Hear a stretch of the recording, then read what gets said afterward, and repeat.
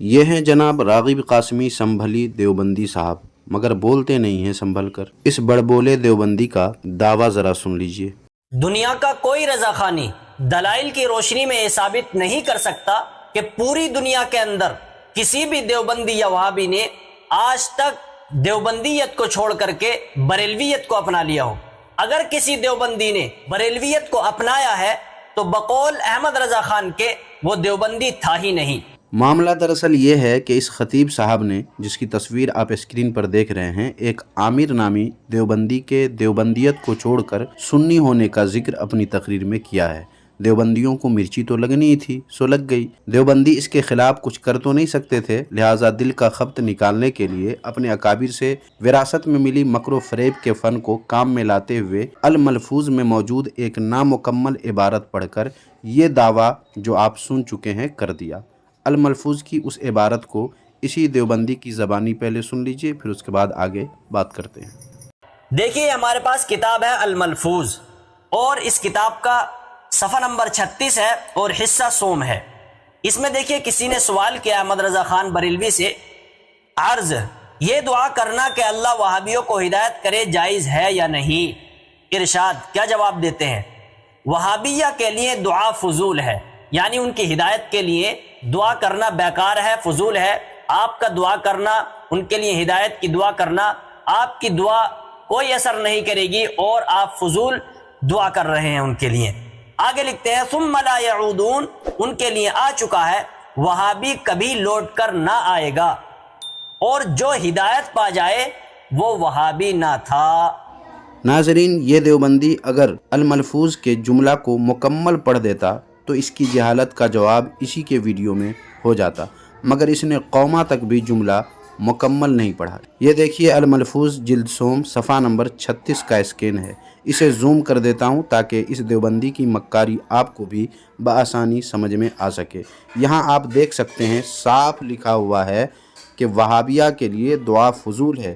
ثم لا یعودون، ان کے لیے آ چکا ہے وہابی کبھی لوٹ کر نہ آئے گا، اور جو ہدایت پا جائے وہ وہابی نہ تھا، ہو چلا تھا۔ اس راغب قاسمی دیوبندی نے ہو چلا تھا یہ جملہ چھوڑ دیا، اگر پورا پڑھ دیتا تو پھر اسے دعویٰ کرنے کی جرأت نہیں ہوتی۔ ناظرین، الملفوظ کی عبارت سے معلوم ہوا کہ اعلیٰ حضرت امام احمد رضا خان حنفی قادری بریلوی رحمۃ اللہ تعالی علیہ نے یہ نہیں فرمایا کہ وہابیت کو چھوڑنے والا کبھی وہابی تھا ہی نہیں، بلکہ وہ وہابی ہو چلا تھا۔ اس جملے سے ظاہر ہے کہ وہ وہابی تو تھا مگر برائے نام، جو ماحول، صحبت یا صحیح معلومات کی فراہمی نہ ہونے کی وجہ سے ہو سکتا ہے، لیکن جو ہی پاک ماحول، صالح صحبت اور صحیح معلومات سے روشناس ہوتا ہے، اپنی برائے نام وہابیت کو بھی لات مار کر سنیت قبول کر لیتا ہے۔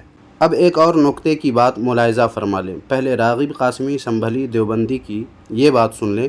تو یہ بات آپ ذہن نشین کر لیں کہ آج تک پوری دنیا کے اندر کسی بھی دیوبندی نے دیوبندیت کو نہیں چھوڑا ہے، اور دیوبندیت کو چھوڑ کر کے بریلوی وہ نہیں بنا ہے، اور یہ بات خود احمد رضا خان نے اپنی کتاب کے اندر لکھی ہے۔ حالانکہ الملفوظ کے اسکین میں دیکھیں، مذکورہ سوال و جواب میں دیوبندی کا تو کوئی ذکر ہی نہیں ہے، بلکہ وہابی کا لفظ ہے، مگر راغب دیوبندی نے وہابی سے دیوبندی مراد لیا ہے۔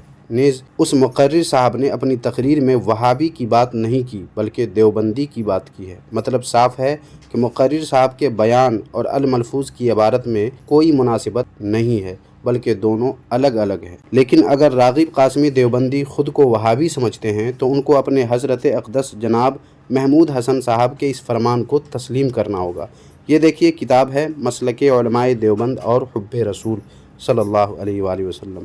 اس کے صفحہ نمبر 45 پر یہ کہتے ہیں کہ وہابی کہہ دیا، اس کے معنی یہ ہوئے کہ حضور اقدس صلی اللہ علیہ وآلہ وسلم کی شان اقدس میں گستاخی کرتا ہے، اولیاء اللہ کو نہیں مانتا، قبروں کی زیارت کو منع کرتا ہے۔ ساری باتیں اس ایک لفظ کے اندر، فاسق کہا جائے، فاجر کہا جائے، وہ اتنا سخت نہیں جتنا وہابی کا لفظ سخت ہے۔ تو اب کیا خیال ہے جناب راغب قاسمی دیوبندی صاحب، آپ وہابی ہیں نا؟